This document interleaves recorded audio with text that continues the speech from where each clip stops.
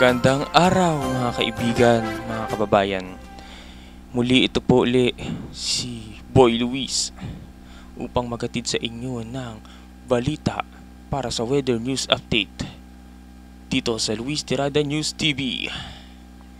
At ano pang hinihintay natin, simulan na natin itong mainit na balita ngayon na may paparating na super bagyong may international name na Fung Wong at kapag nakapasok na ito sa ating PAR ay tatawagin itong bagyong Uwan, super bagyong Uwan.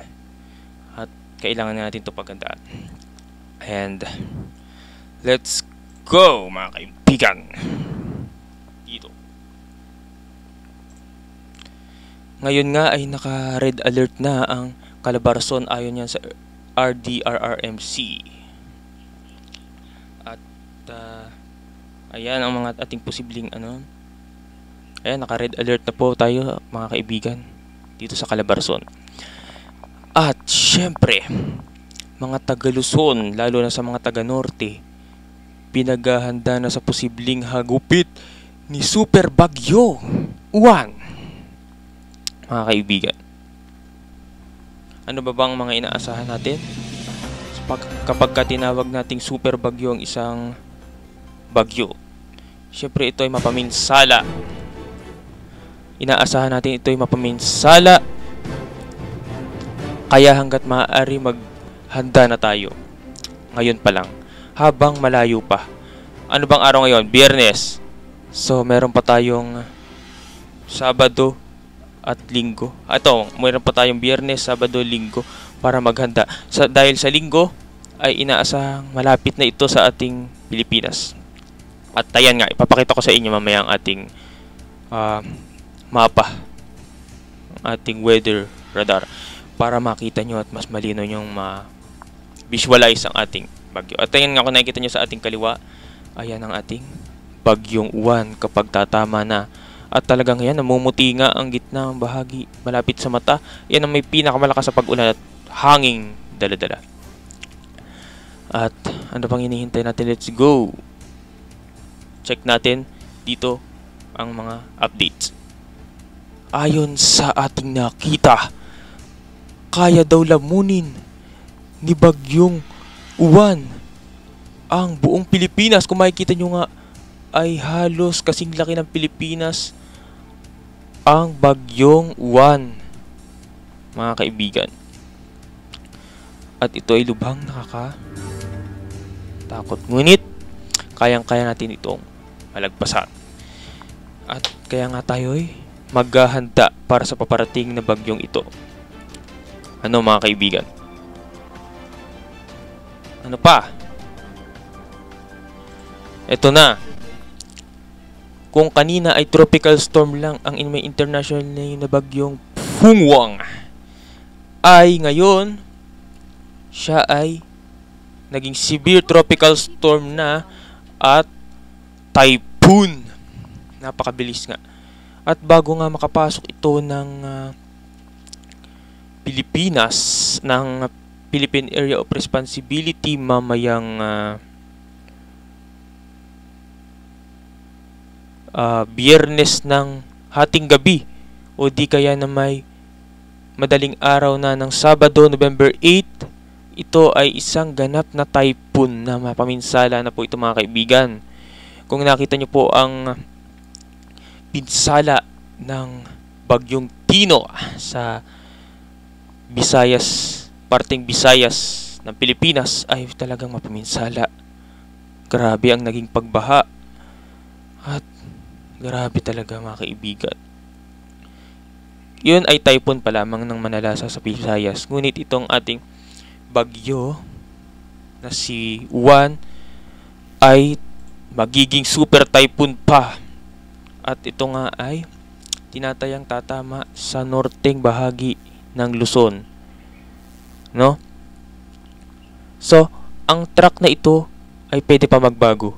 Maaaring ito tumaas o bumaba. At next, ayan ang visualize ng ating bagyo. Ayan ang ating picture. Kung makikita nyo, talagang ano pa siya, malaki. Malaki talaga siya, no? Yung buong bagyo. Papasok na nga siya ng PAR. So ayan nga oh. Bago pa siya makapasok sa PAR ay meron na siyang 120 kilometers per hour na bilis ng hangin.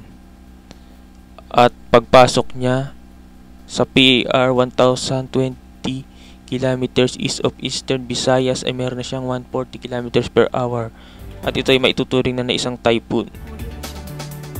At ayan, hanggang makamalapit na ito, maglandfall sa norteng bahagi ay meron itong lakas na 195 kilometers per hour. At maaaring magbago pa yan, mga kaibigan.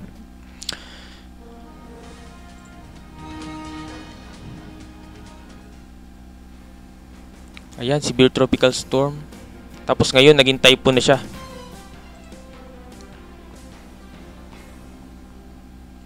At dito naman tayo sa kabila. Kaya mga kaibigan, pinaghahanda ang lahat sa paparating na ito. Lahat ng mga taga Luzon, especially sa mga North Luzon. At ito nga, especially dyan sa ating lugar sa Calabarzon, sa Rizal, ay kailangan maghanda sa paparating na bagyong ito. Ano?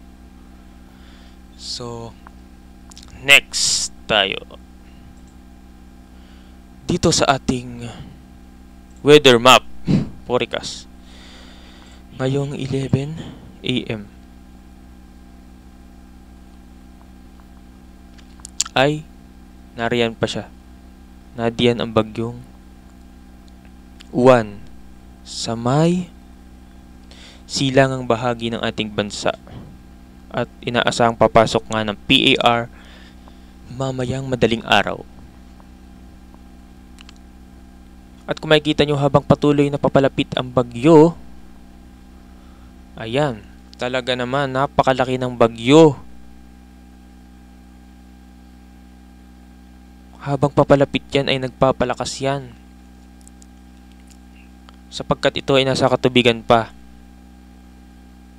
Kung magtataka kayo, noong una dati ang track ng bagyo ay pataas, ngunit ngayon tila ba bumababa habang lumalapit. Yan po ay dahil may high pressure tayo sa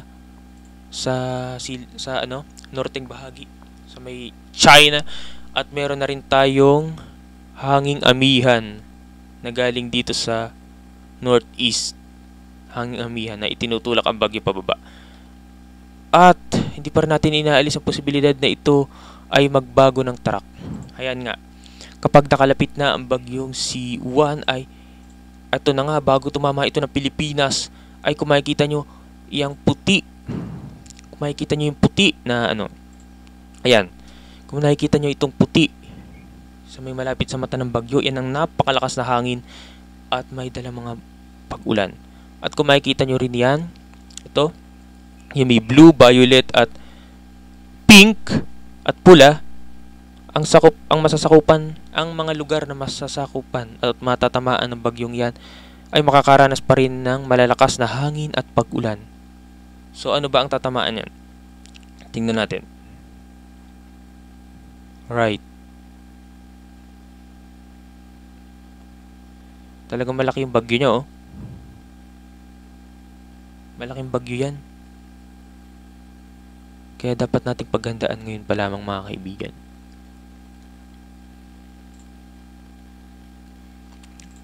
At ayan na nga, kita-kita nyo, namumuti yung malapit sa mata. Yan yung napakalakas na hangin. At maraming pag-ulan na dala-dala. Ayan, ito na nga, oh. I-play na natin. Pagka-play natin, ayan, tatama siya ng North Luzon or malapit na rin to sa Central kasi yung North Luzon na doon pa, oh.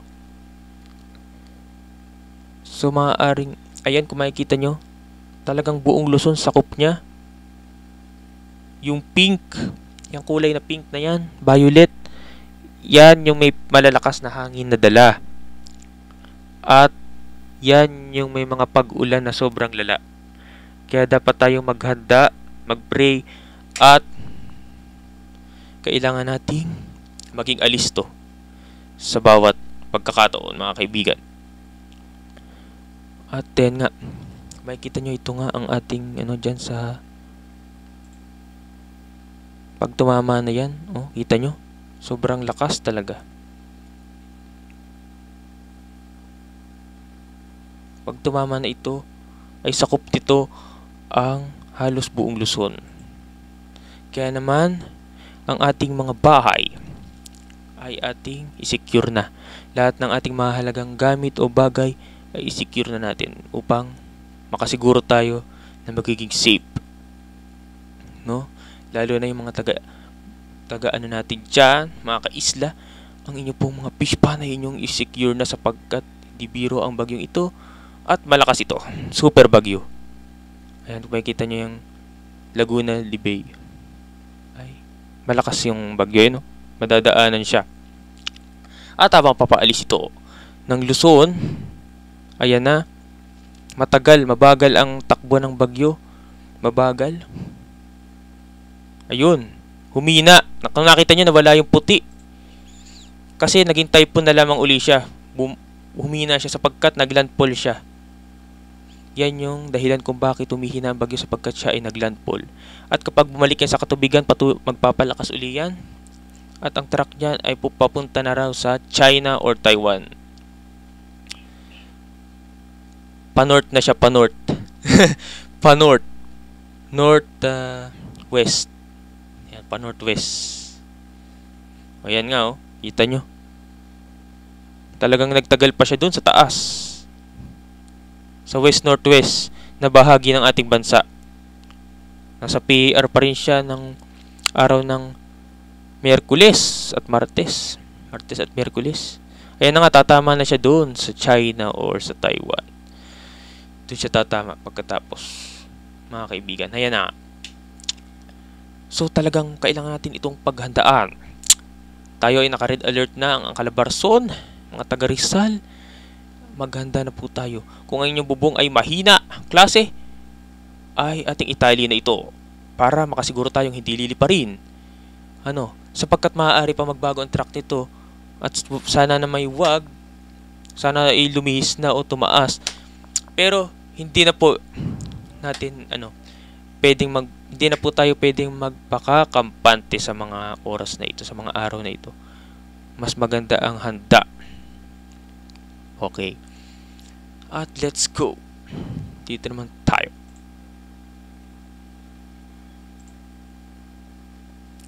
Mas maganda talaga ang handa, mga kaibigan, sa panahon ng ganito mga panahon. Okay. Makikita nyo nga ang ating track dito. Ayon sa DOST Pag-asa,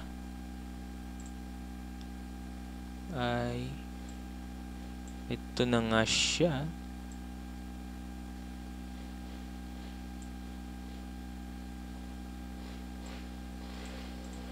Naging typhoon na siya. Makikita nyo, naging typhoon na. Pagpasok ng Philippine Area of Responsibility. Pagpasok niya ng Philippine Area of Responsibility, nagpapalakas siya, isa siyang typhoon. Okay? At ayan, super typhoon na habang papalapit sa ating bansa ang super bagyong Uwan. Yan ay November 8. Ito, sa November 9, papalapit siya, nagpapalakas at pagtama niya sa ating bagyo, super typhoon tumama, pagtama niya naging typhoon na lang. At syempre alam natin na malaking tulong yung Sierra Madre na kabundukan kaya tumina ito. Naging typhoon na lang. At syempre paglabas niyan, nasa PAR pa rin, paglagpas niya sa ating kalupaan, sa Luzon, ay typhoon na lamang siya. No? Pero malakas pa rin yan. So yan. Ulitin ko, maaari magbago pa ang track niya, maaaring pataas o pababa. So habang malayo pa, sana nga lumihis na itong bagyong ito. Para wag nang makapaminsala pa sapagkat malaki pa ang pinsala sa Visayas na parte ng ating Pilipinas.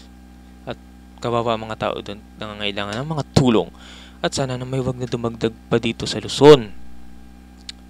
Kaya sana'y lumihis na ang bagyo 1. Pero hindi nga tayo pwedeng magpakakampante. Mas maganda ang ready kaysa naman na nadyan na ang bagyo tsaka tayo magpapanik. Di ba nga? Iba na ang ready at may alam. Alright. Malayo pa ang bagyo kaya meron pa tayong 3 araw para maghanda. I-secure ang lahat ng mga dapat i-secure. Ano? I-secure ang dapat lahat ng i-secure ng mga gamit. Mga bagay, mahalagang kagamitan. Ayan. At ang ating sarili ay ihanda natin sa paparating na bagyong ito. Okay? Alright. At hanggang dyan na lamang ang ating balita dito sa Luis Tirado News TV. Kay Luis, i-report mo. Nagbabalita lamang tuwing may bagyo. Ayan. Bye! Mga kaibigan, stay safe and stay alert. Mga kaibigan.